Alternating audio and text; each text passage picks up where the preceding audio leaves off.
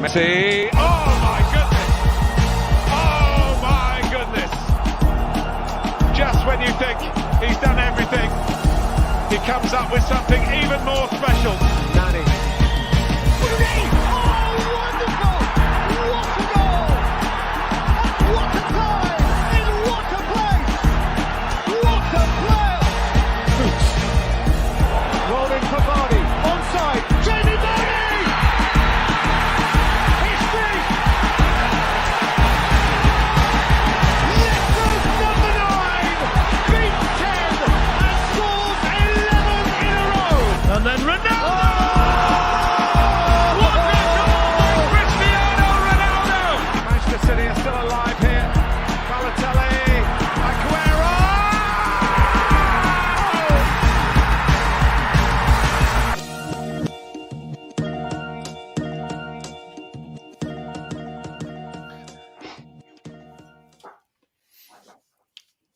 Hello, everyone, and welcome to episode 8 of Soccer Card Collective with myself, Daniel, got Vincent here, and Lukey. How are you all? Not bad, Dan. Not bad at all. Very good. Surely I'm not the only one that gets really hyped during the intro. Surely I see you guys bopping away as the intro is happening. I love it. Yeah. Yeah, it's nice. It's like takes you back to these games, and yeah, it's nice. It's good memories. Good memories. Now we've got a bit of an action-packed show, but a bit of a manufactured action-packed show because in the soccer cards hobby, there hasn't been a huge amount going on. But you know, we always find a topic or two to go through. So we've got a few. And we have changed the structure somewhat. Got a little bit of feedback from you guys that maybe, you know, we're spending a little bit too long on certain leagues and the like, and they want to hear us get into the hobby, which is at the end of the day what our show is all about. So we'll take that on board and we'll adjust with the people's show at the end of the day. That's what I like to think about. As The Rock says. But nonetheless, we will go through the main games that we've kind of picked out in each of these leagues and kind of do some brief commentary on them at the very least. And how can we not go through Chelsea Man City, which finished with Gabriel Jesus scoring the goal, 53rd minute, to get the win over Chelsea. Your boys, how do you guys feel about that? Disappointed, to be honest. At home, we go back to the stats there for a second. Yeah, sure. And then we'll talk about the lineup. Look at that. We had 40% possession in the first half. It was probably even less than that. You know, 5 shots at home, none on target. It wasn't a great performance. We just sat back. It didn't look like we really wanted to go. We wanted to play on the counter. It didn't work at the end of the day. We lost. It was interesting to see with our lineup playing the three center mids, playing Kovacic, Jorginho, Kante. Usually it's you know, rotational between the two of those three. It was interesting to see them play like that. Again, yeah, today it didn't work. Especially and the two up front as well with Timo and Lukaku, which I was pretty excited to see before the game. When I saw them line up like that, I was like, you know, that could be a dangerous duo up there, those two, especially Werner providing to Lukaku. The other way around, not so much, but Timo providing to Lukaku is definitely a dangerous prospect. But yeah, at the end of the day, disappointing to lose this game. And what do we think of the Man City lineup? You know, is he kind of got the mix right with all that talent there with Foden in the centre? Good to see Foden back. Jesus scored the goal, so that was good for him as well. Go down to the bench. I think Sterling came on at the end, didn't he? I believe. Yeah. Yep. Yeah, 87th minute. For me, my choice front three right now would probably be Ferran playing in the middle, Grealish on one side and Foden on the other. In terms of that front three, I don't know. I feel like that for me is definitely one that the hobby would like, and one that I'd like to see played at least once. I want to see how that goes because I reckon that'd be pretty exciting. So it matters what the hobby likes. Definitely. I think that's what Pep cares about. He doesn't care about winning leagues. He just cares about making the people happy. That's it. Pedro, how you doing? Pedro's, yeah. What's happening? Another player that we want to see score in the hobby didn't. And was it 28 shots? Go back to stats. Yeah, let's have a look. So this is obviously for you listeners at home, Manchester United with the loss against Aston Villa. 28 shots from Man United versus 7. But at the end of the day, this game is only about goals that pass the line and potentially hit the back of the net as well. So look, they didn't get the result. They missed a penalty. So we've got Fernandez absolutely skied it. Positive's happy.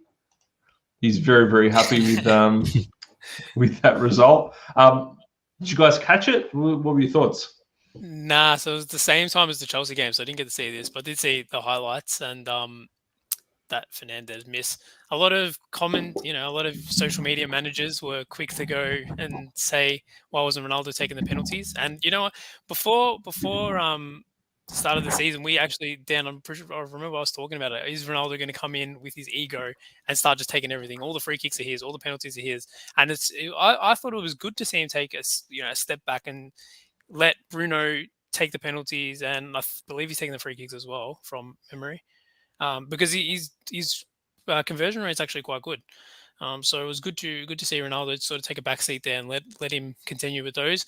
After that miss, who knows what happens now. Do they rotate it? Probably, maybe change it up a little bit. But yeah, you got to see going forward. I think what we've been talking about in the lead up to Ronaldo's starts and even during his first few games is the impact it's going to have on the younger players and how they're going to fit a lot of these good players into the team, especially when you're playing through such a pivotal player like obviously Ronaldo. And it just seems like a really strange lineup here. Like to play Pogba there. When you've got Sancho and you've got all these, wingers that you could potentially be playing. Who have we got there? We've got Sancho, which you spent so much money on, didn't even get on the pitch. Just a little bit strange. And obviously, Lingard didn't come on. Greenwood's a gun, and he continues to be. So it's good to see him there. But I'm just wondering why you wouldn't drop Pogba back. You'd get rid of Fred potentially and pop, one of the other players there, maybe a Sancho, even though it's maybe not his preferred position. Especially because he's got McTominay next to him. McTominay could probably do the bulk of the defensive work and let Pogba sort of play that more of the attacking part of that. I don't know. I thought it was weird too, to be honest, when I saw that. It was not great to see Sancho not play at all as well. A big signing. Odd. It's also because he really wants Fred in there. Like he keeps playing Fred, so he takes away a spot from someone else, basically. So as you said, like play it more as in the France team, let McTominay do more of the defensive work and let Pogba drift forward, and then you can play like a Sancho or a Lingard or whatever. But for me, Fred is just a take up of space. Like I don't know, it's like get him off, get someone else there, and I don't know. But it's good to see Greenwood still getting minutes, because that was a big worry, right? We talked about it in one of the previous shows. It's like someone's gonna fall off, like James, Greenwood, maybe even Sancho, even though they pay a lot of money for him. Like he didn't even come off the bench. So it's also not easy having so many options too. It's like it's what we see in the France team. You have so many talented players, and there's only 11 spots, well 10 if you count the goalie. So it's hard. It's hard to keep everyone satisfied. So it's even harder when you're trying to fit Fred into the team. You know what I mean? when you're forcing yourself to play Pogba in that position, like I understand, but when you've got eventually Rashford coming back now, then you have a real problem if you're going to play Pogba in that position just to fit Fred in. Very strange. Quota or something. He must. I don't know. Another result for us to look at, which was very surprising, before we get to the really surprising Arsenal victory. Brentford 3-3 with Liverpool. Are we calling Brentford Liverpool 3-3 less surprising than Arsenal winning a game? That's nice. I put it on par. I'd say so. I put it on par. Yeah. Especially the way that Arsenal, we're going to talk about it in a minute. But yeah, we'll go to this game first. Interesting result. Especially because our boy Anthony Collects decided to tag me in some stuff after the Chelsea result. And I told him, just wait till your game's done, mate, and then we'll talk. He was celebrating City beating Chelsea. I'm like, mate, you're playing in the morning, all right? But yeah, like you look at his possessions, that's a 68-32 shots. Fairly even. Pass accuracy, look at that, 82-66. That's not great. But yeah, unfortunately, I didn't get to catch this game. But yeah, it was just a result that caught me by surprise. Brentford have done quite well though since coming up, especially Tony, the striker. I think he's got two or three goals now. Seems to be even Tony. Yeah, seems to be adapting to Premier League life very well. How many goals he scored? Someone told me the other day he scored like a ridiculous amount last season. Even Tony was a beast. I can't remember. I'll look it up now. Yeah, keep going while I'm looking this up. It's all right. I got it up here. Oh, you got it? Let's have a look. So in the Championship, he scored 33 goals in 48 matches. That's very impressive. Huge. Yeah. 10 assists as well. Very impressive. I like it. He's a beast. 25 years old. Yeah. Moving on, this is a game. We did off the grid Formula One show. Shout out to that during the Formula One races, and everyone left, and it was just me and Saucy talking about NFTs and the like, and he was watching the Arsenal Tottenham game in the background, and he was going absolutely ballistic. I was like, we were on to about 2:30. I must admit, it was a bit wild, and I don't know how I'm running on. I must be running on Steam or something like that right now. But that's okay, all good. But the energy that Saucy was providing was electric. He was up and about, loving this game here. Yeah, 3-1 over Tottenham. Very, very surprising result. But from the bookies' point of view, Arsenal was actually favourite going in, so they must have actually known something going into this game. Yeah, not sure why. If you go down to the lineups, maybe that'll tell us something. But is it really that surprising? Now, Tottenham have gone from top of the table to losing their last 3 games. And I think they sit around 11th, if I remember correctly from what I looked at before. Tottenham also only won once in the last 5 away games at Arsenal. So it's not that... Okay. Like, they won 1 of the last 10, to be precise. So it's not that they dominate Arsenal at their home ground or something. I think Arsenal won 5 and Tottenham only 1. So it's like understandable why even Arsenal would be favorites over Tottenham. Yeah. And they delivered. 3-1. And all the goals came, the first one at 12th minute and the third one at 34th. So they were just firing away. The young boys for Arsenal did really well in this as well. Like Smith Rowe. Yeah, goal assist. Saka goal. Yeah, Odegaard goal assist as well. Yeah. So the young boys really showed out in this game, which is good to see. Some positive signs for Arsenal fans in the tough times they're having. Great to see Saka on the score sheet. Sorry? I said great to see Saka on the score sheet. I was just looking at this. Do you reckon this is their best lineup? Let's see what's on their bench. Martinelli haven't seen much of. He's got a lot of promise. Because I'd say I reckon that's pretty close to it. What's on the ground now? Probably Leno, but apparently Leno doesn't want to play for the club anymore. I heard that. So he doesn't want to re-sign or something. I heard. So that's why they're playing Ramsdale at the moment. Fair enough, because they paid a fair bit for him as well. Saucy said they moved the ball around well. Best 45 minutes he's seen thus far. Tottenham's got a really, really good side on paper. They've got Kane and Son starting. Harry Kane did miss a few chances as well.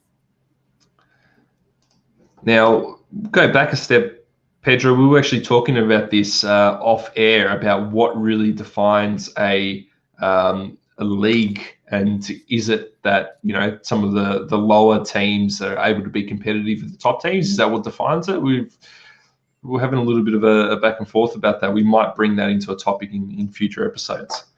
So book it in for next week, I reckon. Look out for that one. Yeah, absolutely. I'll go to Serie A last because I think that's going to lead into some players that we are looking at. We'll briefly go over some of the main games in La Liga. The biggest shock for me is Alaves 1-0 over Atletico Madrid.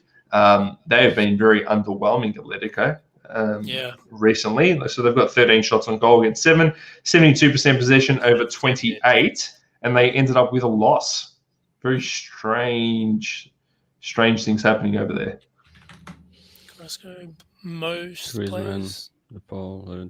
Yeah, I mean, Atletico, I have no idea, man. They can either dominate games. Well, they did dominate this game, but having one shot on goal, it's like, well. And Griezmann, has he actually done anything since coming back to Atletico? Not really. I don't know. Don't think so. Not really. No, I saw a stat because people were already comparing Griezmann leaving and Fati already scoring his goal, and they say, Griezmann 0, Fati 1 in 5 minutes or something. They pulled that up. Didn't take long. No. I'll tell you what, people will push out any narrative they can. They will push it out. Absolutely. So there's that. What else have we got? We've got Real Madrid 0-0 with Villarreal. Very, very surprising result. Villarreal haven't started this season very well, have they? Villarreal are 11th at the moment. Yeah, one win. A team that was doing very well, but it's kind of dropped off a bit, is Valencia, which got 1-1 against Athletic Club.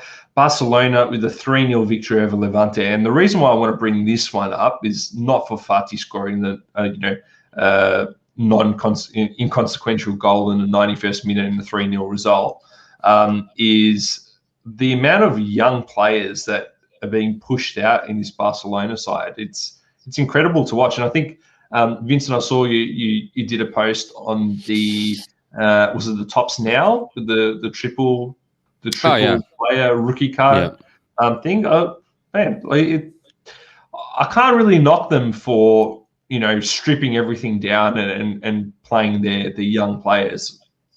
I've got no problem with that, in my opinion. I think it's what they have to. I mean, absolutely. They don't really have money to spend. Well, I mean, they're already in debt like so much. So their only chance now is to use all these qualitative, talented players. Like if they are good enough to play in the first team and they can get a good season, they can sell them on maybe to get some money back and to reinvest, or just keep them in the team. So they basically have to. I mean, like this is pretty young. Migueza is pretty young. Then you have Gavi. Garcia is young. Yeah, I mean, Fati. Young team. Team. So it's good to see. It's good to see that they actually go back to the youth instead of trying to buy second-hand players or trying to whatever. So it's good to see that these young guys actually have a chance. It's also sending a good signal to young talent to actually go to Barcelona, seeing so many young guys in the first team. Because if only one guy out of 500 ever makes it into the first team, well, why would you even want to go there? So I think it sends a good signal. Absolutely. Barcelona probably not changing their team for 2 to 3 years till Messi comes back. It's interesting. It's funny. I like it. It'd be interesting to see how that, if they do keep that core of young players together, how they progress all together as well. Could be interesting. Moving to Bundesliga, we've got Bayern over, how do you say that? Is it 4th? Yeah. Close enough. I think so. 3-1 victory, pretty standard besides the Pavard straight red card. It's interesting. Got Muller and Kimmich and Griezbeck own goal for 4th. Didn't Pavard tackle the last guy? The guy went through and I think he took him down, the last guy. Professional foul. Yeah. take it for the team. Another game for us to look at is this one here, Dortmund. What is going on? 1-0 loss versus Mönchengladbach. Also red card, the hood. Yeah, I didn't catch this one, unfortunately, but I believe Haaland didn't play. So What's the lineup? Yeah. People going to use that as an excuse? Well, what about Moukoko? He's the darling of the hobby. Yeah. What about Bellingham? Marlon's there. Is that how you say it? Marlon? Malin? Yeah. So. Marlon. Yeah, he's there too. Hey man, No I mean, no Haaland. no Yeah, exactly. Haaland does everything. He defends. He does everything. So He puts gloves on every now and again as well, I heard. Yeah, I mean, he runs forward and back. Goal, takes off the gloves and runs forward, and well, that explains it. Is he injured at the moment? Is that why he's not playing, or? I have no idea. To be honest, Not sure. see. Maybe if you can find something.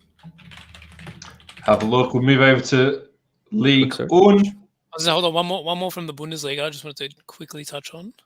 Sorry, man. I'm How'd trying you get to out of it?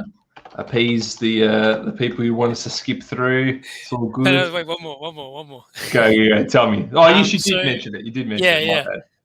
So we had Wolfsburg versus Hoffenheim there. I just wanted to touch on this game quickly because Baku, one of my boys, was playing on the wing again in this game and did score a nice goal. Go check it out. Unfortunately, they lost, but there he is there on the left wing. Usually he's a right back, but I'm not sure if it's due to injury like it was at the beginning of the season why he's playing up there. But hey, it's good to see him up there and scoring goals. So one to watch. Would love to bring the highlights up. We're working on it, guys. Yeah. But at this stage, cannot. But yeah, I'd love to bring some. Bit of flair to Soccer Card Collective. Watch a bit of goals as well. According to reports, Haaland didn't participate because of muscle injuries or muscle problems. Oh, right. Soft. I thought he was a robot. Even robots break down every now and then. Then we've got PSG getting the win over was it Montpellier? Montpellier. Sorry, Montpellier. And a bit of controversy as well in this game. It was a bit of lip reading happening, and they saw Mbappe, who was he speaking to on the sideline, but he was complaining about Neymar potentially not passing him the ball, something like that. A bit of trouble happening. You know, we had last week with Messi being a little bit upset with Pochettino coming off the field, and then this. What's going on in PSG land? You reckon six games into the season, they're already ready to implode? You Maybe. reckon? Well, if you believe every report out there, it's easy headlines, right? It's easy headlines. Yeah, some good clicks there. Like why was Messi not on the like? Did I miss anything? Why is Messi not there? I think he's injured, right? Oh, is he? No. Well, after 2 games. I don't even know if he completed 2 full games. He's definitely not on the lineup. I was going to say, Pretty sure he's there, injured. while you're looking at that, one player there that I saw a funny TikTok of during the week at the expense of Man United was it was a TikTok of Fred at the start and all his we'll put them as interesting moments this season, and then Herrera and what he was doing back at United. And Herrera's actually in quite good form at the moment too. He scored a few goals this season, so I reckon Man United fans would definitely rather have Herrera back than Fred right now. Yeah, Messi was out because of a knee injury, but they're not sure if he will be there against City on Tuesday night. Okay.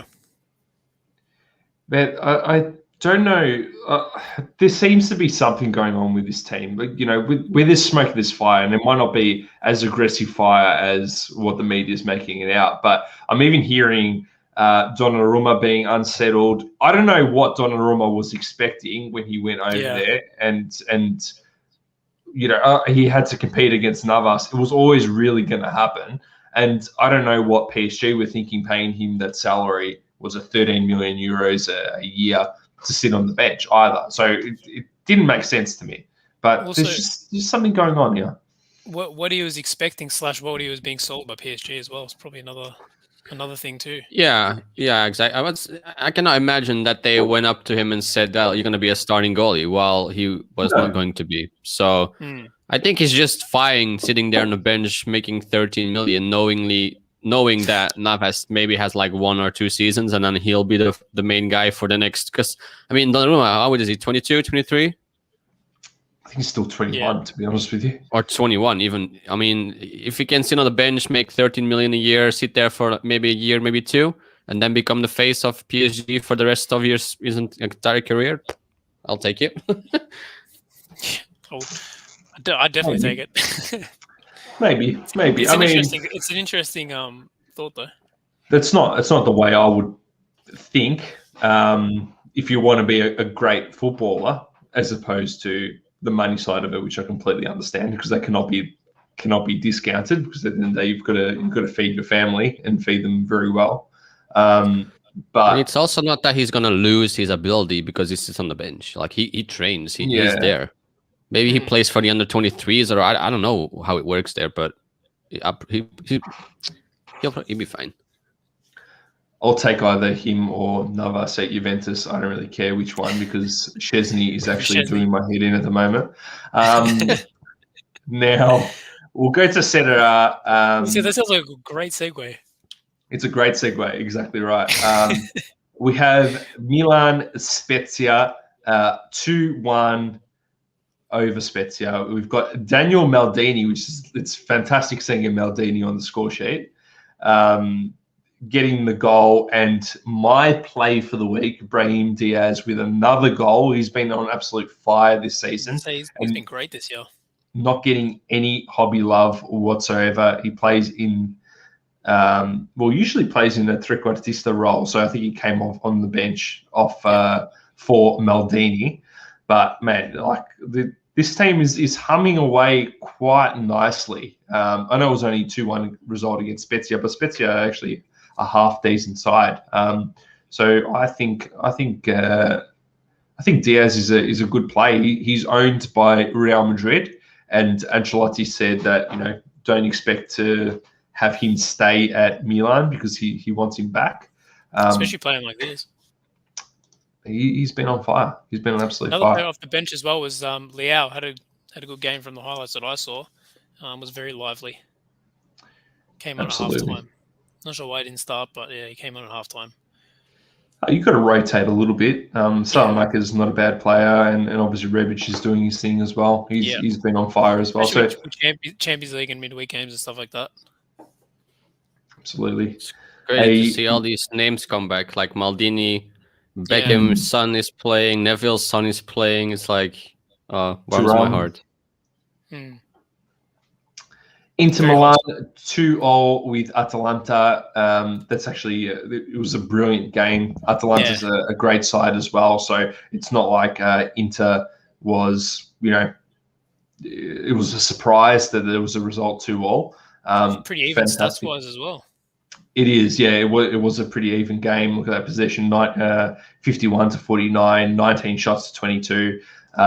Fairly even game, but a brilliant game to watch. I watched the extended highlights for this. A few players for me to pick out was Barella. He's got the most assists of anyone in Europe at the moment.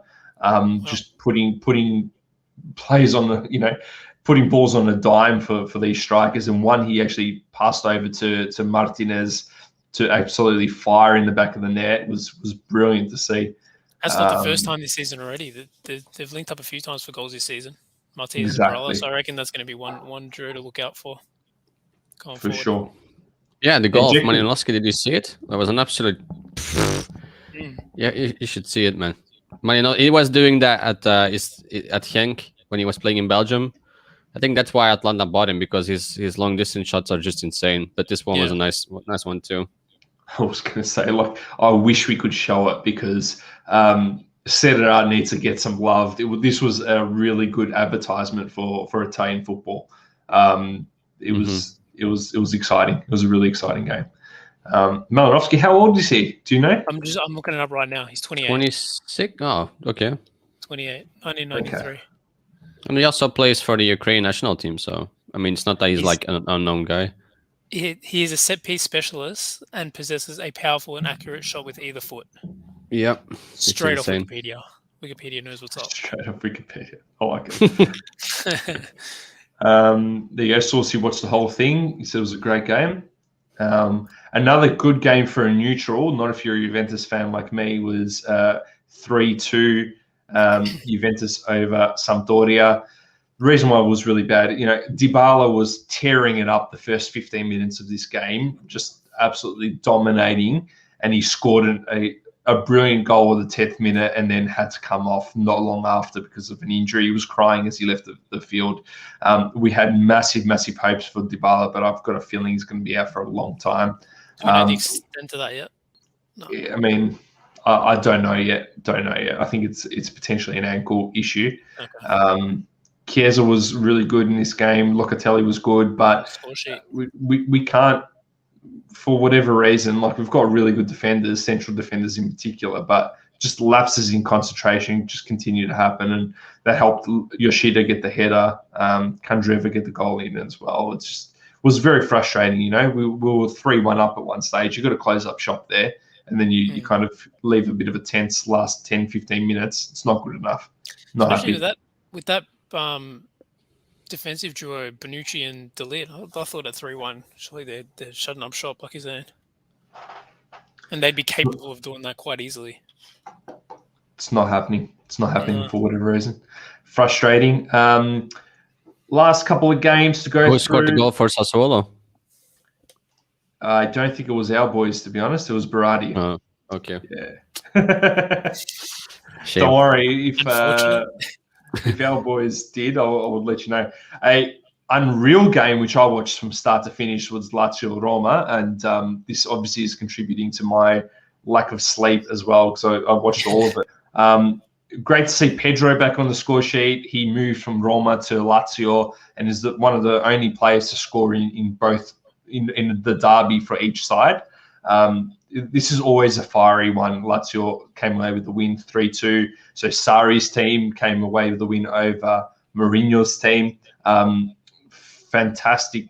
Like, just great to see fans go absolutely nuts and a rivalry like we should be seeing at the end of the day. And yeah, it's a great result. I don't know if you've seen it, but there was a documentary they did quite a few years back on. He used to do on like I'm not going to give the YouTube channel a shout out because I don't like them, to be honest.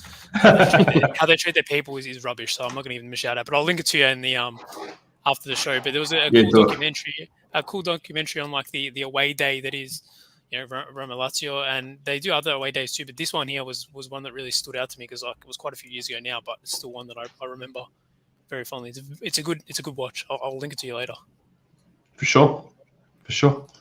That's the type of derby that if one of those teams get the win, it's like winning the Scudetto. Honestly. Yeah. For them. I literally remember someone saying that as part of the piece as well. Oh, really? Yeah. I must have seen it, but it's the back of my memory. Yeah, for sure. And finally, our last game to go through is Napoli It's from 2014. This doc, I just found it now. I'll link it to you. 2014. Wow. Okay. Your boy Victor Osimhen. Well, it's looking good so far this season. Top of the league. Victor Osimhen is having a great time. Fabrizio Romano is all over it. He's posting about him. On the score sheet today, he's now got, hold on, let me check how many. He's got 4 in 5 games in Serie A, including the one game where he got sent off.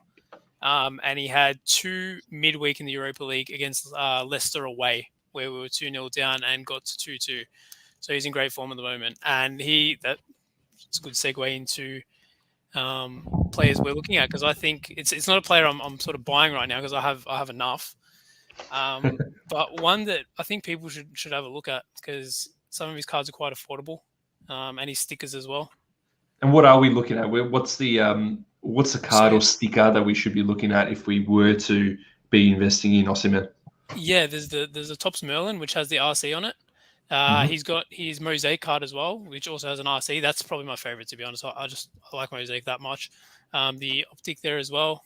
Great card, especially with the Optic Holos. I haven't been able to find many of them, so I'm not sure how short of a print they actually are. or Sure. people aren't selling them. I'm not too sure. He's got that tops now as well that just came out. I might have to try cop one of those. The under 23s insert as well. Merlin's nice. I've His got one rookie of them. sticker. You got one of those, yeah? Mm. His rookie, there's the peacock there. His rookie sticker, he's got the 365, which is in 2017. But I remember you telling me something about that, Daniel. It was comparing it to Haaland as well, because Haaland's one, he has an earlier one before his foot, because it's a similar sort of situation. Yeah, so that's the 1920, but That's I believe the Panini foot's probably the one I'd go for with the sticker. just very hard to find. Here we go. Actually, Yeah, there's a lot there. So got this. So you would go for one of these two. I've got one of each as well. But yours are you've got a monopoly on the grading. Yeah, I've got quite a few graded ones. I can't wait to get those back from Ship My Cards. The chrome ones are quite nice as well. I think they're called Danger or Warning. I don't know. That's what people are referring them. To them as. But yeah, I see this. He's got the 2017 365, but I don't know. I like this one in his club kit better, as his rookie sticker. And just on Osman as well. Just a bit of sort of why I rate him so much. Like, I've seen some great strikers come through this club. Cavani and Higuain are two that come, off the top of my head. There's a 365 there. I genuinely think that this guy could be just as good as them, if not better. Not only at our club, but to go abroad and do it elsewhere, and be up there with players, great players of the club like Insigne, Mertens, Hamšík. I really feel he can be great at Napoli. I know why Vincent's left, because he's actually got this sticker. Does he? He showed it to me once. So yeah, I got two of them. Did you find it? Yeah, it was just I was looking, because this is from Chile 2015, so it's 2015. Not sure. Wait, what? Whoop. Oh, Sorry, there we go. I thought you were going to show us. I thought this was 2017. No? I think it's it. Well, I have to get it. You got to get it now. I thought you were going to find it. Anyway, so this is a sticker of him winning Young Player of that tournament, right? So yeah, this is it. There it is. Okay. How do we get you up? Give me 1 second. How do we make sure that you're the? Anyway. It says I need some showing off the haircut at the moment. I know. Here we go. As long as you guys can hear us, here we go. That's the one. Nice. I think it says Under 17 World Cup Chile 2015. 2015. So yeah. Weird that people putting it as 16, 17. Yeah, it's just that's also it's not a full international. Maybe that's what you were talking about, Dan. How it's not a full international. No, what I was talking about was I don't think people realize how much the FIFA 365 stickers get produced. They print a shitload of them. Like, there is so many, and so the pop count can really, really creep up on you really quickly. But I feel like that's I don't know, because it's his under 21s. I'm probably with you, Luke. I probably wouldn't go card on this one. It's a good one to have, but I'd probably go for this one here. Yeah.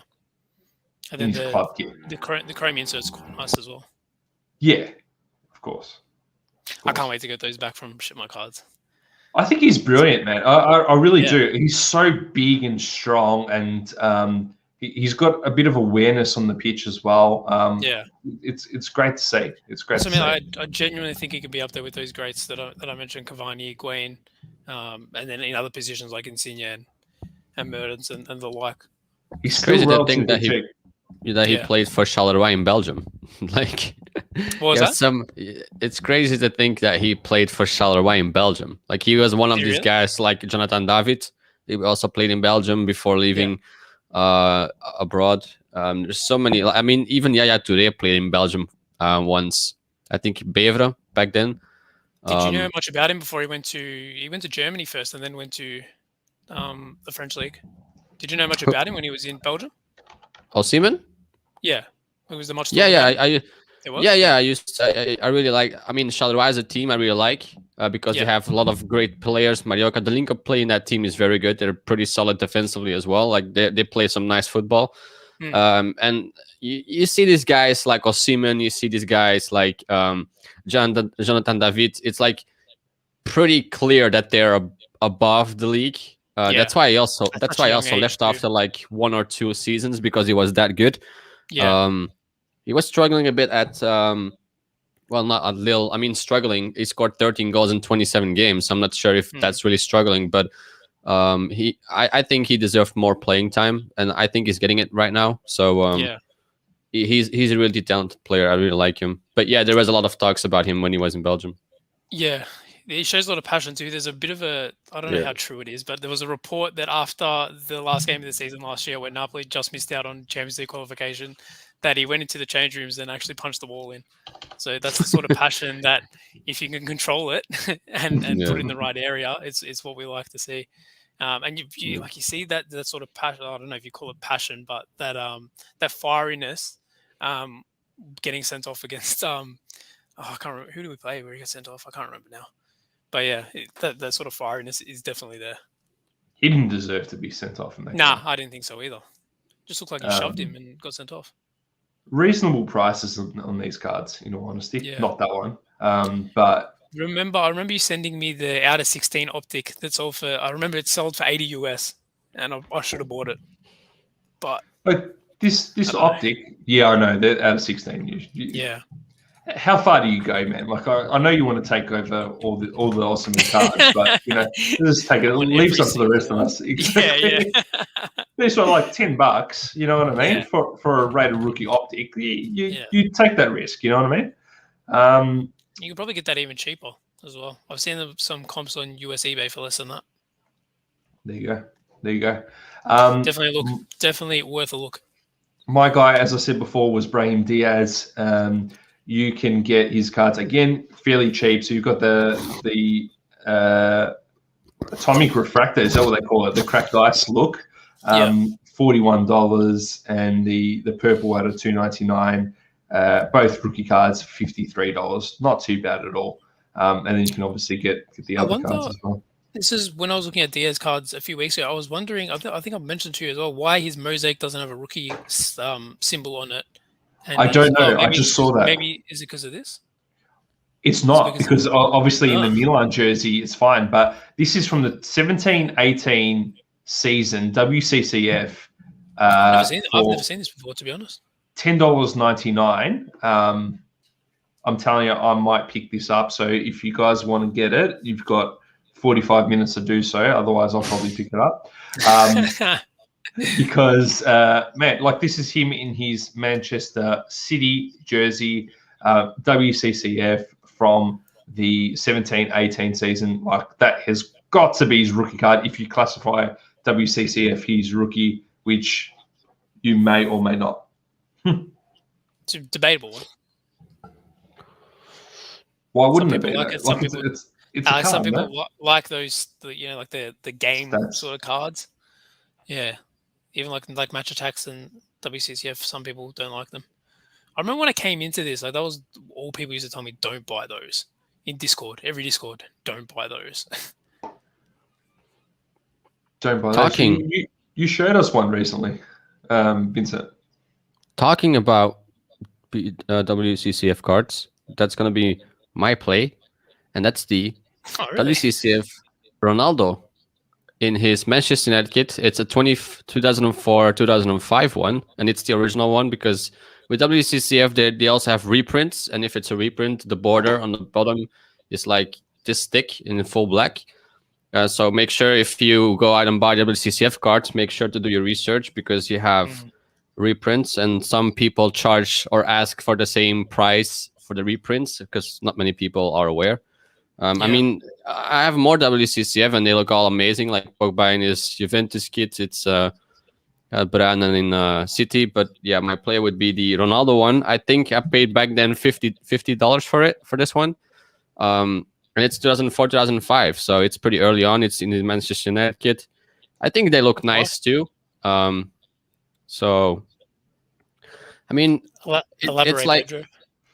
Yeah, and some people say I don't like match attacks, but they would buy a tops now one, and then they don't like tops now, but they would buy WCCF. So it's like there is no law in this game with like what's a rookie, what's not a rookie. Do you consider Haaland sticker rookie? Is it stops now while it's also limited, like numbered? Like I used to be one of these guys in the beginning, in the very start, to say match attacks is like a children's thing, and it still is. But the more they revamp it, oh yeah, there you go. I mean, wow. It makes sense too, because cool. it makes sense too, because if you really consider, like, it's the same. Like, do you call Van der Hout a good Cruyff card? Like, no one cares about Van der Hout. It's like, if it's Panini, is it match attacks? Is it whatever? If it's the first or if it's a very early one, then it should be considered one of their rookies or an early card, or unless it's like custom made, like UK traditions. It's like that's just bull. But WCCF, I would call an early one. But yeah, other people probably wouldn't.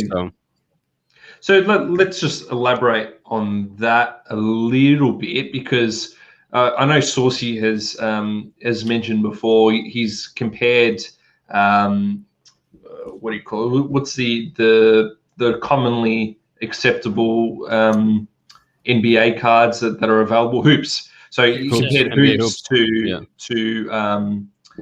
to match attacks, right? Yeah. Do you see it in the same light or less so? I mean, NBA Hoops is also just a official licensed one, and NBA Hoops is considered the lower entry point.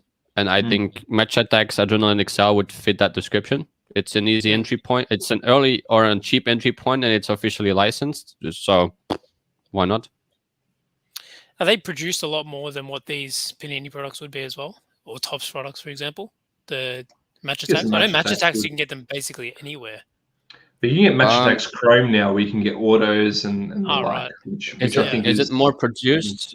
Sure, but also remember that it's mostly children buying them. Yeah, that's true. So they will get used as doorstops. They will get used to level out a table when it's like wonky. They will be used to throw at each other. It's like, sure, it's made for children, but so is Pokemon. Like, you know. Yeah, that's a good point. Yeah, sure. Produced by children, but. So Pedro says Adrenaline is mass produced by condition rare, very hard to get 10s or 9s. I mean, the difference is, I feel like, is the numbers, right? And I feel like with the Match Attacks, in my opinion, the numbers are a little bit more cartoony. And if you have a look at the WCCF card that Vincent has, it seems a lot more professional and less in your face. They're working on it though. I'm collecting the Adrenaline XL Premier League for 2021, 2022, and they look amazing. They really moved the numbers to like a small portion on the right hand corner bottom, and it's becoming clear if you look at the transition in years. Let's say you go back to 2015 and look at them now. You really see the change the change of like numbers dominating the whole thing to like in the bottom right hand corner. So I can see the numbers getting moved to the back even in the next 1 to 2 years, because I think they finally realize how more and more people are looking towards those as potential investments. I guess that would explain the change of design. And they really look nice. I'm not gonna lie. So I think we'll see them move to the back pretty soon. I think with Topps losing the licenses in the States, that mass-produced product like this, where they can churn through and make a decent amount of money, investing a lot of time and effort into those products, even the lower end, it still makes money. It makes complete sense to me. Yeah, definitely. Okay. We were talking about condition in rare cards, so obviously that's a sneaky slide into the next conversation that we were going to have, which was around grading. And it sounds like you've got a little bit of a chip on your shoulder, Vincent. So I'm going to let you unleash about your recent results. Oh, you make it sound worse than it was. Oh, yeah, but that's my job. Yeah.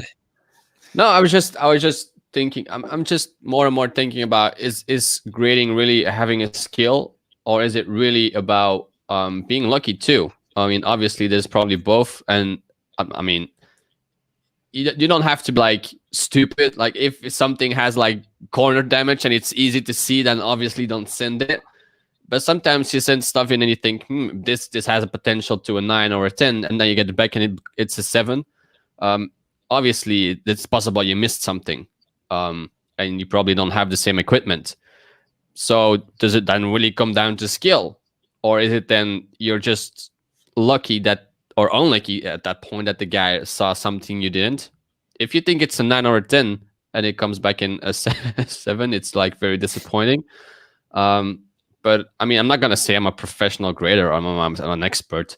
But if you look at my results from the first 10, for example, I had like only 9s and 10s. And then I had the other 5 back. And then it was only like 7s, 8s. And it's not that I changed tactic or I'm doing something different. Like I still did the exact same thing as I did for the first 10 cards. And yet my results were 5s, 7s, 8s. So it's like, is it me, or is it just unlucky? Is it the guy that was like having an off day? Like what is it? And that's the issue as well with PSA. Like they don't even have subgrades, so you have no idea why whatever you got. If you go to I think SGC, you can pay extra to get like a report. I'm not sure. Obviously BGS has like subgrades, but the lack of communication or the lack of transparency is like, it's hard to become better at something if you're not really sure what you're doing wrong. It's like, yeah. Even if you get on the transparency side, Dom for Double Coverage says, do you prefer to have subgrades so you can see the criteria of how your card's got its final grade, or do you prefer not to know? I mean, I think there reviewing. Yeah, there should be an option. Like you can pay $5 or $10 extra to just get like, or don't even subgrades. Like just they have to grade it. Like they're going through probably a list. If it fits that list, like it's a 7, it's a 9, it's a 10. So that adds to the total grade. They have to do it anyway. So why not just send that paper along, or just let them? Yeah. Like I understand it takes like 5 seconds longer, and every time it takes 5 seconds longer, it delays the whole process. But like if people pay like $10 extra for a list of 5 marks or 4 marks, why you got that grade, I would rather pay that $10 extra and actually know why. Like, why did you get an 8? Was it because of the surface? Did I miss something? Is it like the corners? Did I miss something? Now it's just you get an 8. Here we go. Like, figure it out for yourself. And I mean, obviously you can't, because then you would have seen it before. And then subgrades, well, BGS does them. You pay extra for it. But do I want these subgrades on my slab? No. I don't know. It can be helpful, but they have to go to the list anyway to give you that final grade. So why not just include it in it? It sounds more, and it's already a money grab, and now it sounds even more like a money grab because you have no idea what they're doing. It's like, just a quick question about what you said about your first submissions compared to your last few, where you sort of get those difference in grading. Were they all from PSA, all from SGC, or they all PSA? All PSA. So then that brings a whole separate thing into it. Is the grading at PSA getting harder? I mean, harder. I don't know. Is it more like harder, or is it like more quality, or like pop control? I guess. Or are they more sort of more specific? More what was I saying? Sorry, threw me off there. More. Thought it was the bee buzzing around in the ring. No, but yeah. I take your point. Working next door, it drives me crazy.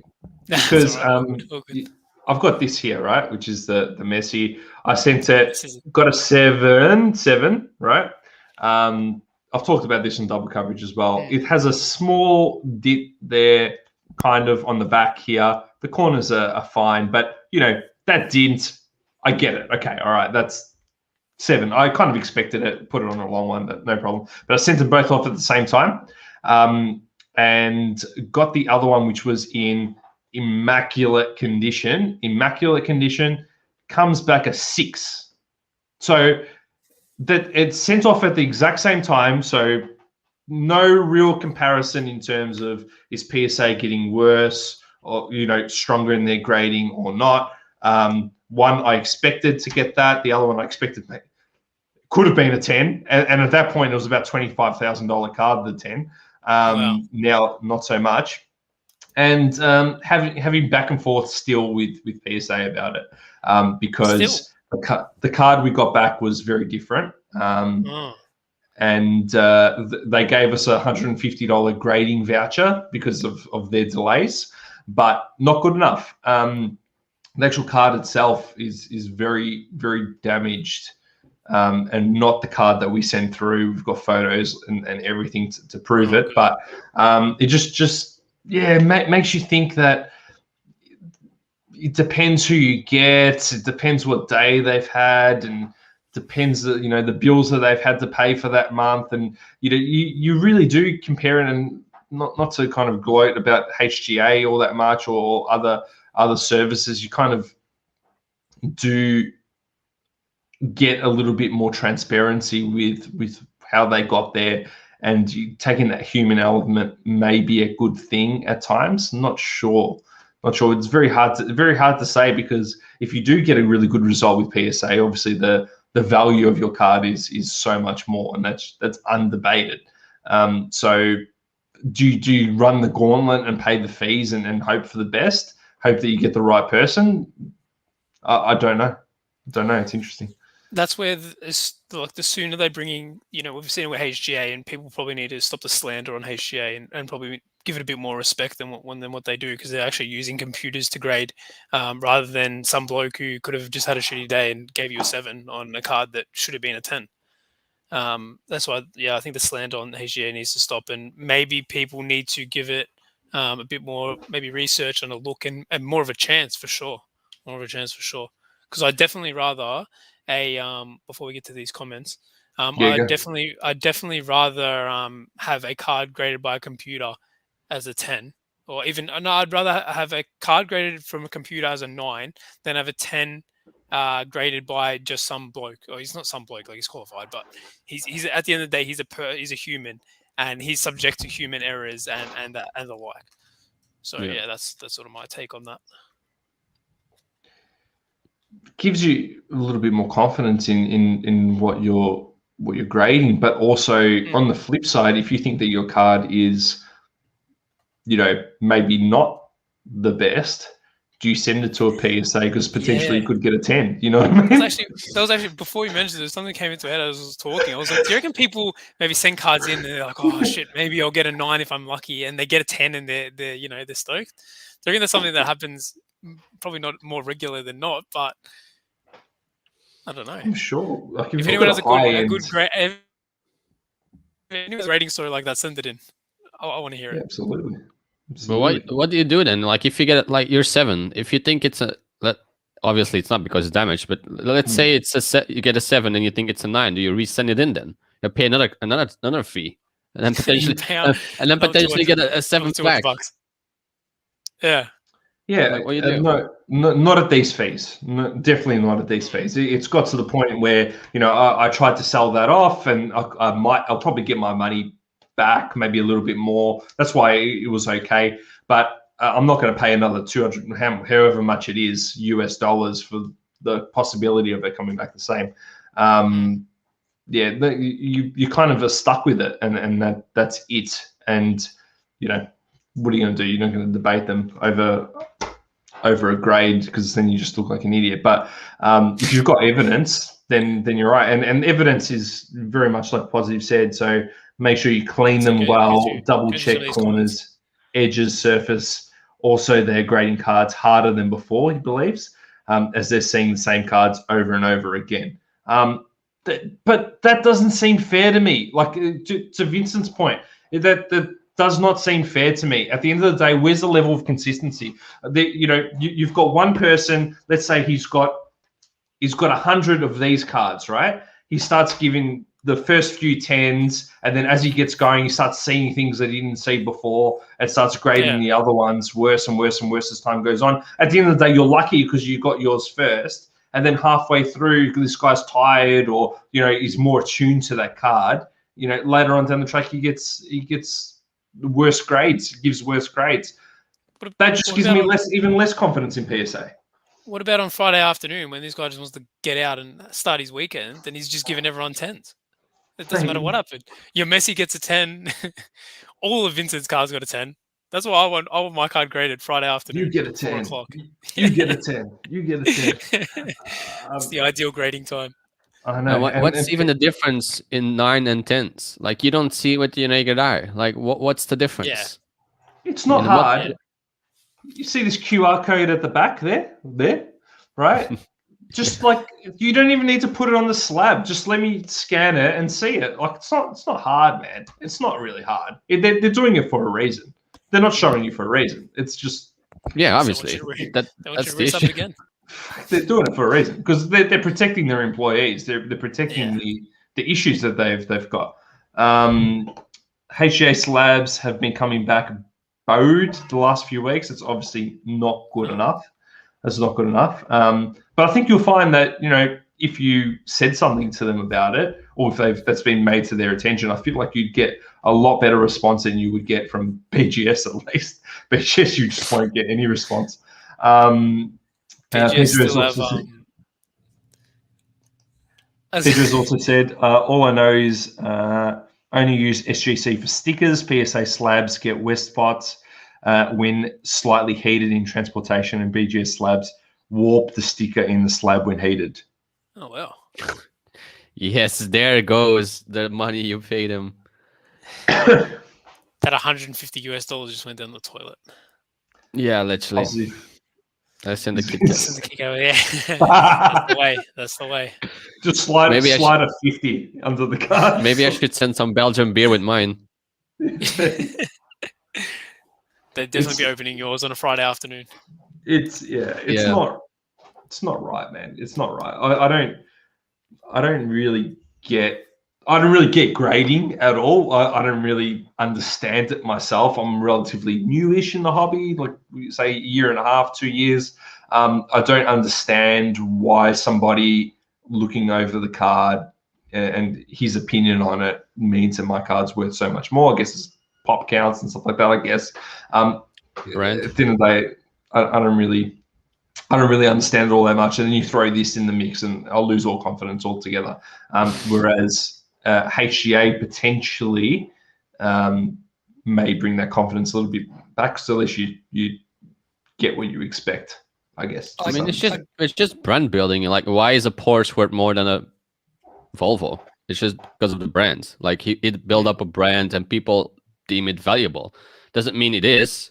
It's just perception, and the brand is built upon values. But I mean, back in the day, when I talked to people that were here for a very long time, BGS was the main guy or one of the main guys.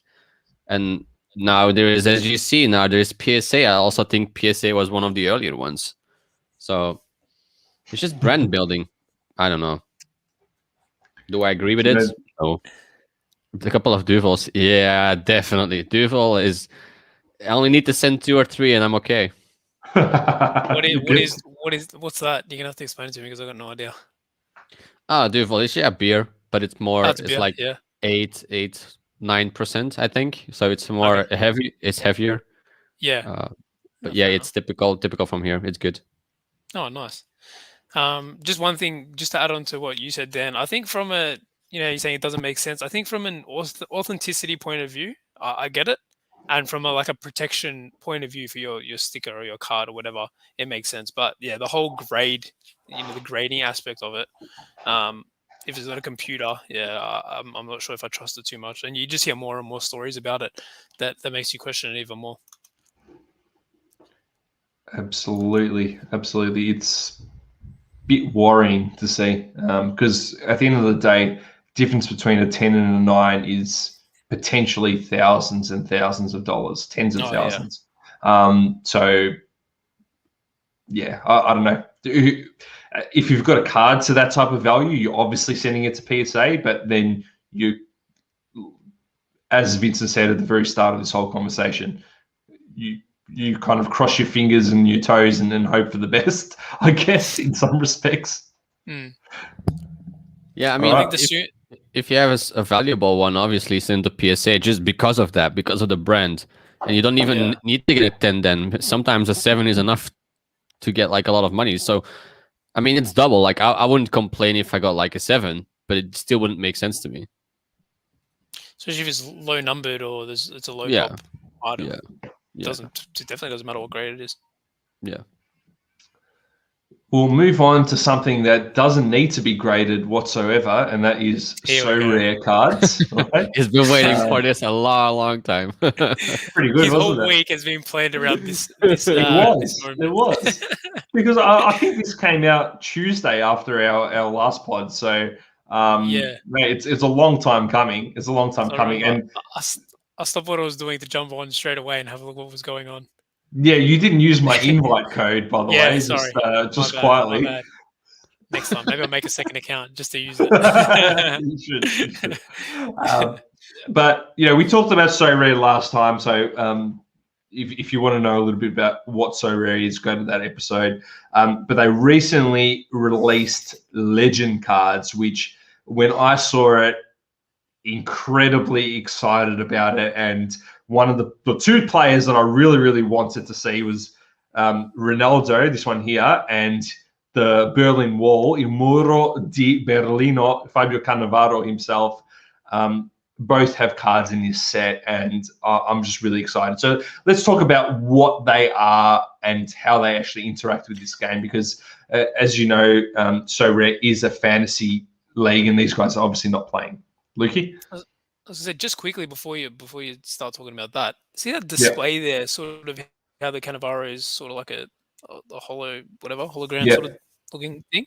That'd be so cool on like a display. Because how, like, a question I've had about Sorare, and a thought that I've had is, how can you sort of, when you talk about the NFT, like the art side of NFT and the display side of it, how can cards like that be displayed? If you could do something like that, I would 100% have that on like a display. How cool would that be?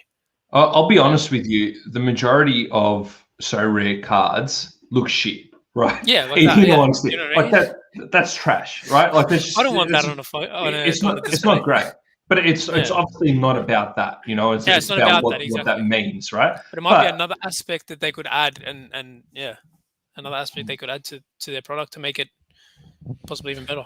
I mean, they just raised 680 million, so I'm pretty sure they well, this is one of many things. They added PSG, like the Messi. So now the Legends, they raised 680 million. They are employing people. So I'm pretty sure, like, with all that money, I think this is gonna be a platform where you can talk in game, where where you can see clips, live streams. I mean, they're only working on this since 2019. So I mean, it's still very early. I think earlier this year, during the first round, they raised like 30 million. So now 100 million this round. Wow, that's gonna go a long way. Some months later, they raised 680. So going from 30 to 680 means they're really onto something. Yeah, definitely. Fabio Carnevalda was my favorite player in the lead up to the 2006 World Cup. Now he had hair in this photo here, but this is from it's the 5-6 season. So he did shave his hair right before the World Cup, and a few of the players actually did that, and including Del Piero actually shaved his head as well. Was it reasoning, or they thought it was funny? Oh, it was just a thing. Like they just did that as a matter of camaraderie. They had a very similar camaraderie to this year's Euro team, but let's not go into that too much because I could talk your ear off about it. But he was on absolute fire that whole tournament. Absolutely brilliant. And I'm going to get one of his cards. I don't know which one, and I think it's going to be this one because the 1 of 10, I think it's going to be worth maybe 10,000 euro because that's similar to what the Ronaldo went. So the Ronaldo went for similar. We'll actually bring that up. But let's just quickly go into what legends mean in this game. So capping off a historic week at Sorare, which obviously is talking about the funding that they received and where they're bringing the brand going forward. They're announcing that they're joining the global fantasy football game. Obviously, Legends are joining the fantasy football game. We have signed an exclusive NFT partnership to bring over 50 of the biggest legends in football to Sorare. And if you watch this video here, when you have time, some fantastic imagery and, kudos to an awesome video. Absolutely. At Sorare, we're football romantics, blah, blah, blah, blah. We don't have to worry about that. Let's get into who the players are. Oh, wow, I didn't read this. I didn't read who they were. Iker Casillas, Fabio Carnevalda, Beckenbauer, Javier Zanetti, Gerard, Cruyff, Platini, Maradona, Shevchenko, Van Basten, and finally Ronaldo Nazario. Each legend card represents a historic season in the player's career, a season that is still spoken about by the fans across the world each day, a season that brought so much joy, blah, blah, blah, blah. So expect to see Ronaldo PSV and Barcelona cards. So you could potentially have two different Ronaldos in here. You could have an Inter, Barcelona, whatever it is. So that is Brazil, maybe. Potentially, yeah. Why not? Why not? So are they going to do national team cards? They already did. They already did. They already did. Okay. But for the legends, I don't know. Maybe. Yeah. That would be That'd insane. Be cool. Yeah. So one of the first questions that Luke did ask was, how does that work in terms of the utility? So do they have utility? And the answer is yes. NFT cards with utility have unlocked the immense potential of the groundbreaking technology. More importantly, we wanted our community to experience football connection with their NFT fantasy. How will Legends score? Once a month as part of a special weekly event, Legends will take the score of the highest scoring player of their club in their position. So, for example, Ronaldo's PSV card will take the highest scoring PSV forward score for that week. Okay. Then there's special weekly. So once a month, we'll also have weekly specials where legend cards can be used. For these events, we plan to include special prizes. We will have more details of that coming soon. Legend cards cannot be used in global or regional tournaments, strictly special weekly in their current format. There's also going to be these special weeklies are already pretty insane. You can win like signed shirts. I think the last prize was 2 VIP tickets to a La Liga game or something. Like, wow. It's insane. Awesome. These prize of these special weeklies. It's pretty awesome. And with talking about the funding, I feel like the utility in terms of those prizes and stuff like that just goes up. Yeah, I mean that's what I keep talking about. Like these NFTs is good and all, but you need real world utility added to them for people to actually understand it and actually it makes sense to them. Like you play a game with cards and all of a sudden you're watching Barcelona, Real Madrid from a VIP stance. Like that's where it should. That's what's lacking in the NFT and NBA Top Shot. Like it's nice to have these moments, but imagine having 5 moments of the Brooklyn Nets, and all of a sudden you're sitting VIP or courtside with a drink in your hand because you own 5 of these moments. That's where it should. Well, I think should be going and is going. But I mean, Sorare is one of the biggest one I know that's already doing it. So that's pretty insane if you think about it. As I say, on Top Shot quickly, I think that's something we're going to be seeing a lot more in this season, from what I've heard, and that'll be an interesting thing to see how much of it we see when the La Liga Top Shot comes out, because they've officially announced all that now. They're starting to roll that out. I still believe it comes out June next season, June next year, but it's a pretty early rollout if they're starting from now. Yeah.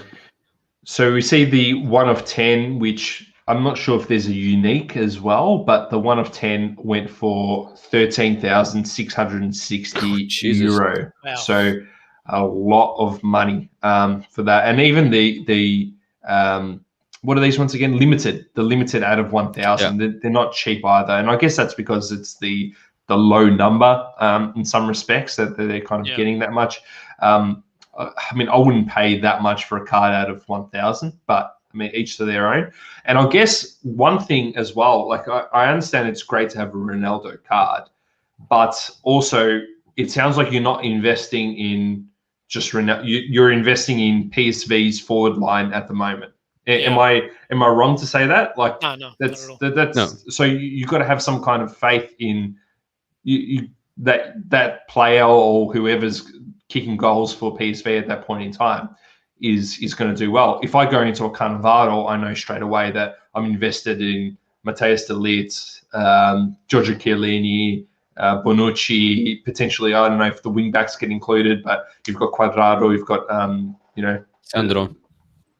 Alexandro as well. So you're investing in them as well as the fact that you've got this player card, right? So that's why the appeal to me, because I'm a Juventus fan. So that kind of gets me into it. But what are your thoughts in terms of the way they've built the utility? That was the first thing I thought of when we saw the Cannavaro one come up there. Sort of the different, maybe is there going to be a difference in price between those two? Because, Cannavaro, you're getting all the Juventus defenders, whereas Ronaldo, you're getting the PSV forwards. It was the first thing that just came to mind there. But I like it. I don't know how else they could have done the utility with Legends.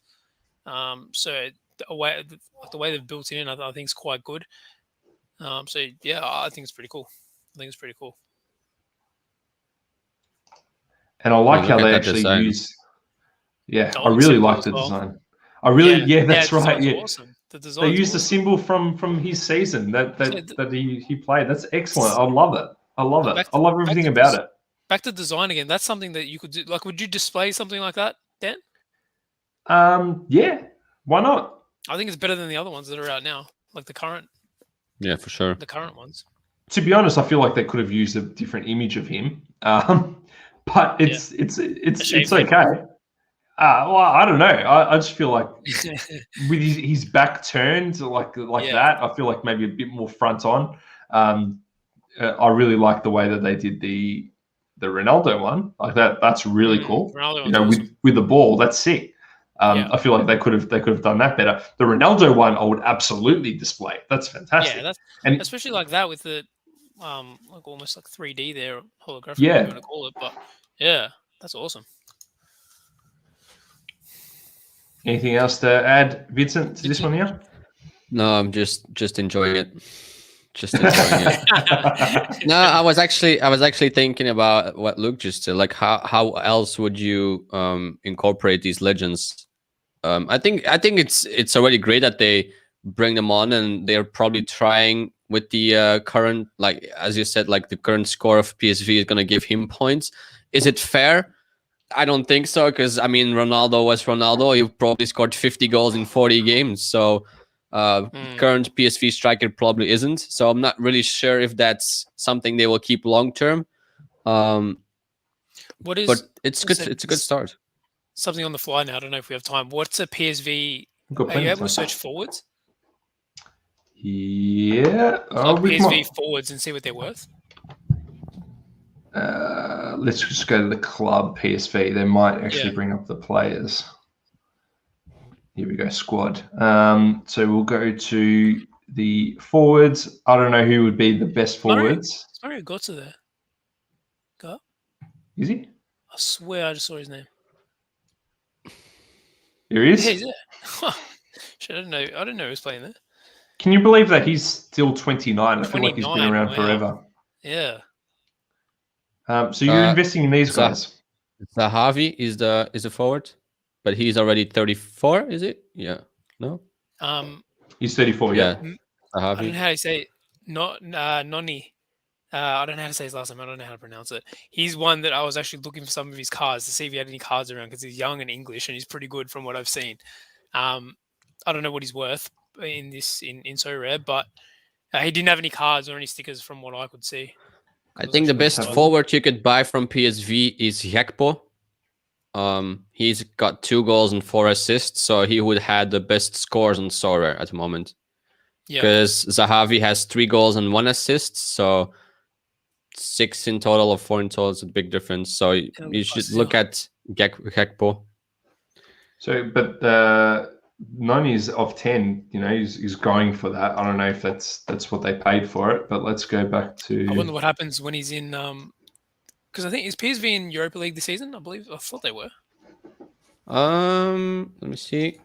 I reckon his cards might do well if they bring out Merlin again and have Europa League. Yeah, they drew 2-2 Real Sociedad, so they're definitely in there. Yeah. Okay. It's interesting. Like Ronaldo didn't get assists back in the day; he just scored goals. So it doesn't. Yeah, sound but right. I mean, thinking about how many goals he scored, like the scores he would get on Sorare would be insane. So that's why I'm trying to look for the person who has the best scores. And I think Hekpo, how much is it? Like 64 on average. 64 for a forward is going to be expensive. Yeah. 18,000. You see, he's also 22, so you have like utility until he's like 35, maybe. Obviously, you don't know if is he gonna be like keep performing like this in whatever he goes. But so here's a question for you. Here's a question for you. Would you rather spend 18,000, 18,000, and you're investing in one player, right? Yeah. Whereas you get Ronaldo for what was that? What did I say before? 14. Roughly the same price, right?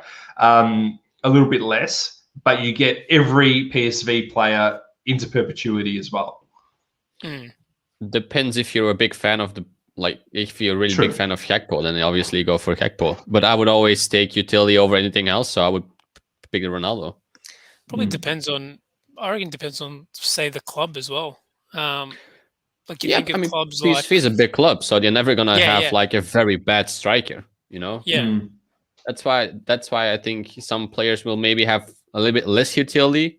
Especially there's like PSG legends, for example. Yeah, I don't see PSG going anywhere anytime soon. And especially with how dominant they are in the league, I feel like a PSG legend would be a good one to say invest in if you're investing in the club, sort of going forward. Yeah, I mean, to be honest, these legends played in very big teams. So I mean, it's the same with Beckenbauer. He played at Bayern Munich. So you will get Bayern Munich players. I would love to get Bayern Munich players. Doesn't even matter which one. If you look at these lists, like Zanetti, Gerrard, like Liverpool, Cruyff, Ajax, Maradona, Napoli, Shevchenko, AC. I mean, Marco van Basten, Ronaldo. There's all big teams. So. There you go, Luke. If you get a Maradona, you're also investing in Osimhen as well. How good is that? There you go. It's a double whammy there. That's not going to be cheap. Maradona. I can just imagine what that Maradona is going to go for. Guarantee you that will not be cheap at all. It's out of my pay grade.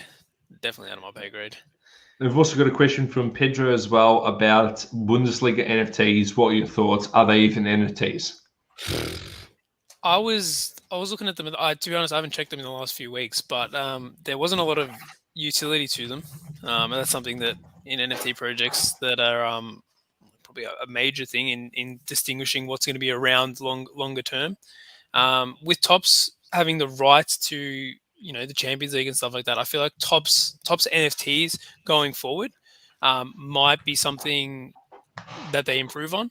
I know their platform isn't great. Their platform, the usability of that was pretty crap, I'll be honest. And I heard they've had a lot of issues with drops and stuff like that. Even for, I think they did another baseball drop, and the same sort of thing. They had some issues with that. Yeah, Dom doesn't love it. But I guess I didn't for a positive though. I didn't mind the design of it, and I always think design was good. Think about it in two ways. Is it something like display side of NFTs and art side of NFTs and the utility side? The art, like one side of it was very good and one side of it wasn't very good. And then there's the third side of usability and stuff like that wasn't very good. So it's a 1 out of 3 from me. Mm-hmm. But yeah, I think going forward, I hope Topps can pick it up because I wouldn't mind some Topps Champions League. The interface was very, very poor. Design of the card was like they spent 90% of their time design, and then that's it. They were like, "Oh yeah, we have some 10 minutes left. Let's just put up a website in WordPress and we'll put them on there." That's how it felt like. I actually wonder what they're going for right now. I don't know if we're wrapping up or not. No, we still got a few minutes left. Oh, I'm gonna have to log in. Are you in it by any chance? Let me have a quick look. Anyone in it? That's right. I'm getting it up. It's all good. You guys keep talking while I find out what my login is. Oh, it is pretty sick. Yeah, especially the goal ones. Like there was a Haaland, the legendary. Oh yeah, cards, yeah. I think they were called. Yeah, They were yeah, pretty cool. yeah. And they were very low min as well. Are you getting it up? Yeah, and it also like a picture, right? Like a little video. That's something. That's something Yeah, you that can was cool. It was display. almost, yeah, for sure. That almost gave me similar to like I talk about Top Shot a lot, but like a similar sort of concept of Top Shot. Yeah. What did you think about? Did you see much of the La Liga? I think they're calling it La Liga on Flow. I believe it's what it's called. I don't know if they're going to call it that, when they launch it. But did you see much of it? No, not really. Nothing big. Yeah. From the looks of it, it looks like they're going to have legendary moments as well for La Liga. Like it's not just going to be current season. It looks like they're going to have legendary moments, which is good. You're going to have your Ronaldo ones, your Messi ones. I don't know how far they're going to go back with that stuff. If you're going to get R9 ones and Raul and Ronaldinho ones and stuff like that, I'm not too sure. But I guess it's going to be something that we see sort of evolve and unfold as the months go on. But definitely something I'm really looking forward to. Yeah, we're still gonna get the other platform as well, like the NBA Top Shot, but for soccer. Like the Portuguese, the one is still coming as well. So, or is it? It's already here. I'm not sure. I haven't looked it up, but but then again, there's gonna be a lot more.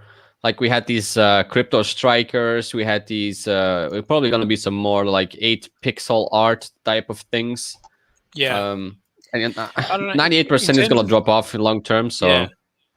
That's why I feel like these license this license and stuff like that. The La Liga one, I feel like it hangs around more than sort of. Apart from like the early ones, like the crypto strikers, which is what the first soccer NFT project, like that obviously has story behind it. Yeah. Here we go. What's going on here? Sorry, lads. It was an absolute nightmare to log into, which I think is what you guys were talking about. Bloody hell. So they've got Inception. I had to go through the bushes, over the woods, everything. I just saw they've got Inception Baseball there. Given how well received Inception Soccer was, do you think the NFT project, if they bring that out, would be something people would be interested in? Man, Inception killed it this year, man. Yeah, it's done very, very well. I've got one rare card. You tell me, is this any good? Timo Becker is any good? I don't. It's not gonna be worth a lot. Oh, is it a video? Well, I mean, no, you play it and like the thing goes around. Oh, that's it. Oh, that's disappointing. You guys were talking about it was gonna be like. I like it, especially the autograph ones. I mean, if you see like a video and you think it's gonna be like an insane bicycle overhead 360 flip, and click on one of like the Inception ones just to see what happens with those and their sort of movement. I want to see that. Because if they bring out one of these for soccer, I'm a bit scared, guys. That's not bad. We're here. It's not doing much. We're here. Oh no. I mean, I don't know. Underwhelming. 800 and what was it? 895. Yeah, it was. Is it listed for? I don't know who that guy is, to be honest. 895. That's a legendary. So what's it out of? There's 2 listings. What about the click on the auto one real quick if you can? How does this one look? 200. That's landscape. Oh, a video as well. Okay, let's go. You can't grade that very well. Oh, that's a little bit cool, I guess. Come on, man. At least with the at least with the So Rare one, you kind of got a bit of action happening. Yeah, no, but that's the thing. Like, if I put that on my display, am I going to be able to see the So Rare card like that? Because if you do, that's awesome, and I want one. Who's an example? Let's have a look at our favorite There's only one man. There's only one. Let's be honest. What happened to his? There was a video one of his though. Yeah, what about that? Unless Maybe I've got to go Yeah, to that was the shop. legendary one, right? Yeah, What's the there was. difference between marketplace and shop? Shop, I'm Mark- guessing you buy packs from there. Yeah, a shop is from the site itself. Marketplace is from other people. Can you still buy the packs? Click on one if you can. Oh, they just put them up in oh, no, too late. No, sorry, I'm not buying sorry. one now, man. Look No, how long it takes to get around this website. I just didn't realize that you could still buy them. Out of packs? Hey, Inception sold out though. That's positive.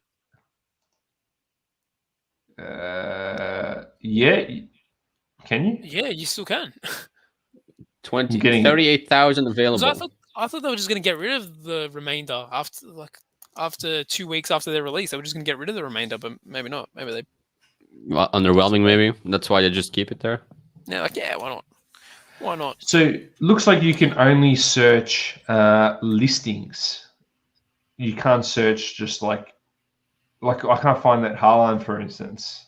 Do I need to do something here? Go. Sorry, guys who aren't watching, by the way. We're trying to navigate this Topps Bundesliga NFT website, and we're having a lot of trouble. So yeah, just trying bear to figure with out us. for you guys, so you don't have to go to the pains. But yeah, basically, if you want to because I get swear to there was the point where three you're gonna throw your freaking computer, this is the one to go for. There was a Leon Bailey as well. If you look up Leon Bailey, maybe that one will come up. oh, so is this going to be a goal? No, you didn't do anything, man. That's not the one. There's another one. Yeah, there it is. We're up. So This one, yeah. $20,000. All right, mate. Settle down. Yeah, click that one. One could dream. Come on, mate. Please. The top sale is $1,500. There we go. There's a goal. Yeah, so this one's cool. Does it do like a celebration? Cool celebration? Oh, you don't even see the celebration. Did you see the goal? That's why I think that La Liga on Flow, I feel like it's going to be good for that, especially if Vince, you asking there about the highlights and stuff like that. I feel like it's going to appeal to a lot of people, but also like if there's utility, it's going to appeal to a lot more. Yeah, that was pretty disappointing. I'm not going to lie, especially for that type of money. Yeah, underwhelming. I'm not paying $1,500 US for that. I think it's not cheap. Also, these image rights and these copyright things and these. I mean, it's probably gonna cost a lot of money to onboard all these different people, because I know it's so rare. They talked like, especially now, it's not like one agency behind all of these legendary players. You have to talk to all of these players alone, and then you have to put like a contract, and they are probably asked different things, and then you have to negotiate, and you have to meet them.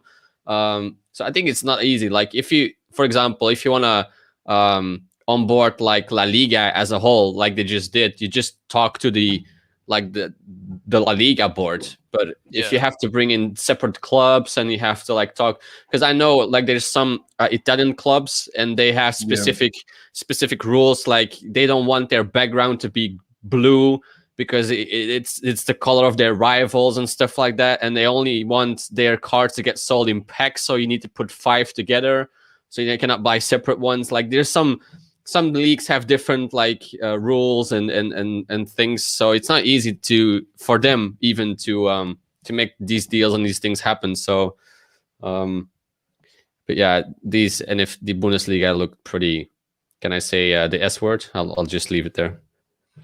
Same, mate. So we're Australians here. We let it all go. Now, before we go into our plays to finish off, Pedro is asking a question. Did any of you know De Bruyne and Lukaku are in the 2014 Prism set? De Bruyne first Prism is 2016.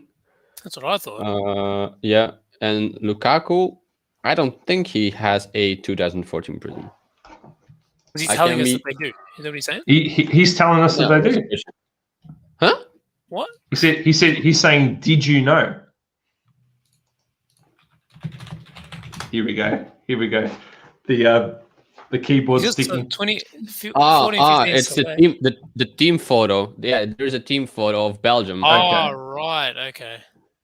Yeah, there's a team picture. Yeah, team photo. Yeah, there we go. Thoughts on team photos as rookie cards?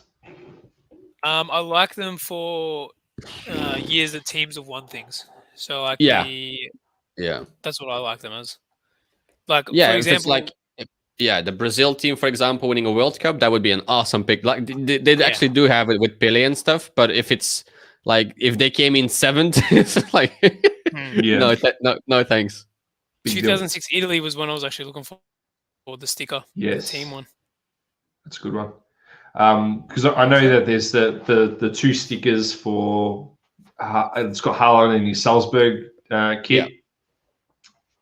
It kind of fell off the radar in some respects.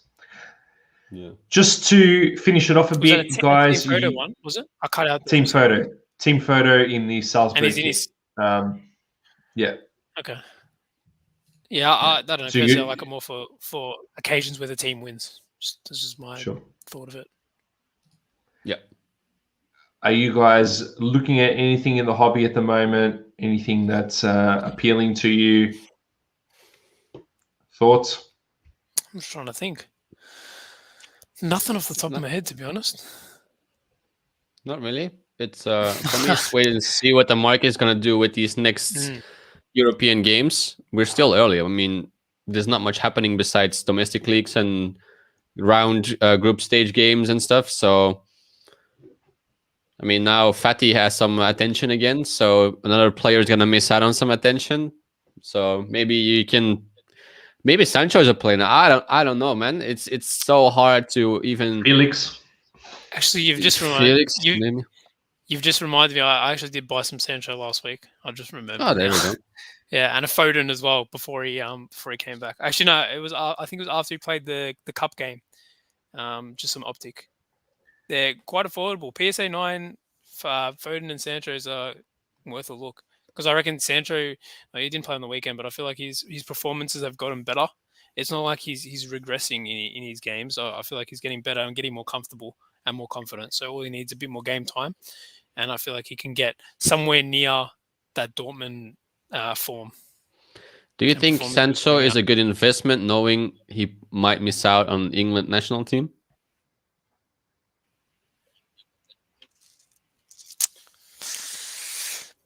When do you mean for the next? I still think he goes to the World Cup next year. Okay, do you think he's included? Depending on how much, I reckon he is. Yeah, because I feel like will he play? I feel like he's just. Yeah, will he play is a different question. When you think about it, I was thinking more for the season. I didn't think about sort of England and the national team. Yeah, I was thinking more for this season, where sort of cards are right now and like the peaks he was at to where they are now and to what I believe he can do and show this season. And next season, to be honest, I hadn't thought that far ahead into the World Cup. Positive doesn't agree. Doesn't agree at all, mate. That's fair. That's fair. But he's not necessarily a Manchester United fan. That's true. He's a bit coloured, but what do you reckon, Vincent? Would you, to be honest, they're like PSA 9s are under 40 or 50 US. Yeah, I mean for that price, sure. Yeah. Do I think Sancho is a good investment? No. I mean, I don't. I kept telling people that Sancho had really good numbers because of Haaland and because of how Dortmund played. Now he comes into a whole different system, different players, different country, different league.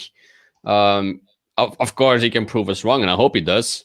But I've said that about many players, and I've yet to be proven wrong about changing teams, not performing, or he had like people had like a peak and they never returned to that form.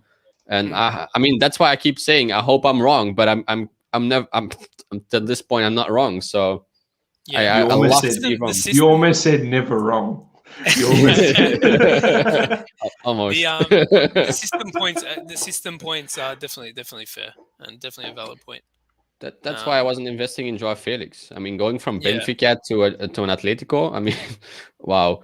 But yeah, that's why I asked. Like, do you?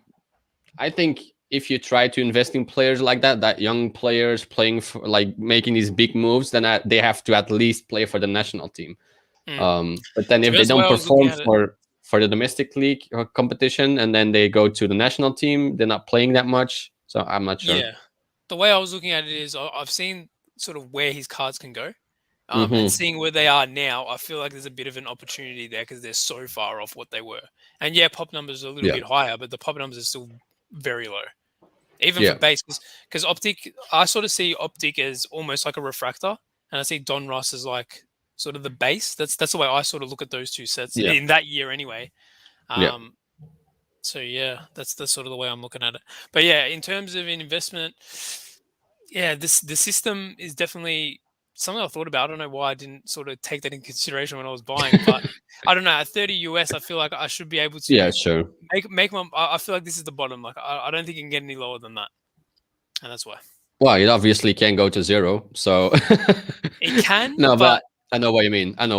Yeah, like, it's also personal risk tolerance. Like if you believe the chances of the card going to 100 is bigger than the card going to 0, then obviously it's a good investment for you. And I believe so. Like we've seen in other places, like, all you need is one Champions League game, where he's back and he scores 1, 2 as an assist, and all of a sudden those cards are even a small increase to 50 US, for example. I've made a little bit there. Yeah. Small margin. Well, that's why I don't. Oh, sorry. Go ahead. No, go for it. Go. I just wanted to say that's why I don't invest in Charles Leclerc a lot. Like he's very popular now and he's performing for Club Brugge, but he might get included in the Belgium national team. He's not going to play, or at least not much. So that's why. I mean, maybe in 2 years' time, sure. But yeah, I mean, it's. I bought all these cards. What do you mean, man? I mean, let me finish. He's a good player. He's a very good player, and he will play for the Belgium national team. But until then, he just relies on some flashes in the Champions League, Europa League. But I mean, he's a very talented player. He will shine for a big team. I'm pretty sure about that. Like if you watch him, he's very intelligent, and that's. For me, that's more importantly than having the skills to dribble. Like his soccer IQ is football IQ is very high. That's what I like about players. And even with the Sancho ones like that, because he has such a sort of name in the hobby, those flashes are sort of they're on a bigger magnitude.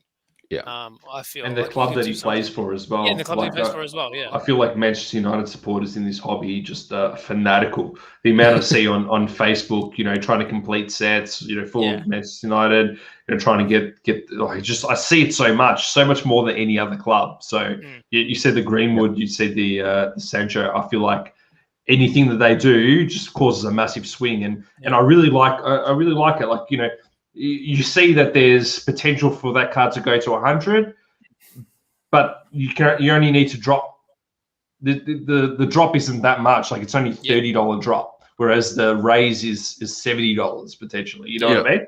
And I don't think it's going to drop to 0 either. So it's a fairly considered investment, I would say. It's more of a sort of I'll say, how do I put it?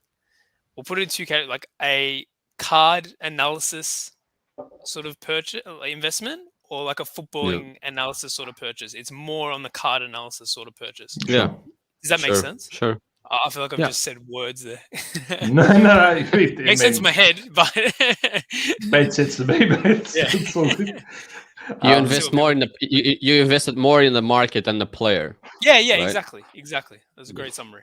Yeah. There's nothing wrong with that one anyway. Like I don't usually do that, but this one I was like, why not? Give it a go. It's good. Sure. I mean, the market is why people buy Ansu Fati when he's injured, and Haaland when he hasn't achieved huge amounts. It's all about potential, and it's all about hype, I guess. Yeah. Good stuff. Yeah, awesome. Great episode, guys. We'll be back again next week with another episode of Soccer Card Collective. Hit us up in the DMs as well on Instagram. So you find me, Azzurro_cards. You'll see Vincent at Cardhour. He's also got his own YouTube channel as well. Go check that out.